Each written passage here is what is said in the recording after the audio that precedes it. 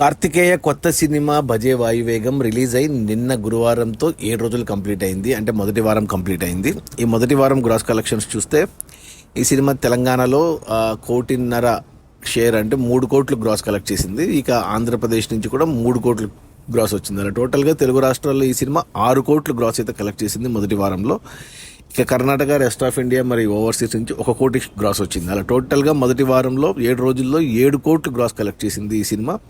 ఇక అందులో థియేటర్ల రెంట్లు, గవర్నమెంట్ ట్యాక్స్లు, ఖర్చులన్నీ పోను. డిస్ట్రిబ్యూటర్ షేర్ వచ్చేసి తెలంగాణలో 1.5 కోటి, ఆంధ్రప్రదేశ్ నుంచి మరో 1.5 కోటి, అలా 3 కోట్ల షేర్ వచ్చింది ఈ సినిమాకు.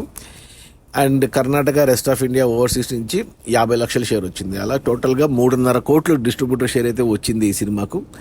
ఈ సినిమా బడ్జెట్ 12 కోట్లు అయితే థియేటర్లకి 4 కోట్లకు అమ్మారు డిస్ట్రిబ్యూటర్లకి. అందులో 3.5 కోట్లు వెనక్కి వచ్చాయి. మరో 50 లక్షల షేర్ వెనక్కి వస్తే సినిమా హిట్ అవుతుంది బాక్స్ ఆఫీస్ దగ్గర కమర్షియల్గా. 50 లక్షల షేర్ రావాలి అంటే మరో 1 కోటి గ్రాస్ అవసరం పడుతుంది. ఈరోజు శుక్రవారం కొత్త సినిమాలు ఉన్నాయి. ఈ శుక్ర, శని, ఆదివారాల్లో నాకు తెలిసి సినిమా క్లీన్ హిట్ అయిపోతుంది, బ్రేక్ ఈవెన్ అవుతుంది. అంటే 2వ వారంలో కల్లా ఖచ్చితంగా సినిమా అయితే బ్రేక్ ఈవెన్ అవుతుంది, సినిమా క్లీన్ హిట్ అవుతుంది. సో కార్తికేయకి లాస్ట్ ఇయర్ బెదుర్లంక ఒక హిట్ పడింది, మళ్ళీ ఈ సంవత్సరం భజే వాయువేగం కూడా హిట్ పడింది. అది మన కార్తికేయ గుమ్మకొండ కొత్త సినిమా భజే వాయువేగం. రిలీజ్ అయిన మొదటి వారం 7 రోజుల్లో 7 కోట్ల గ్రాసు.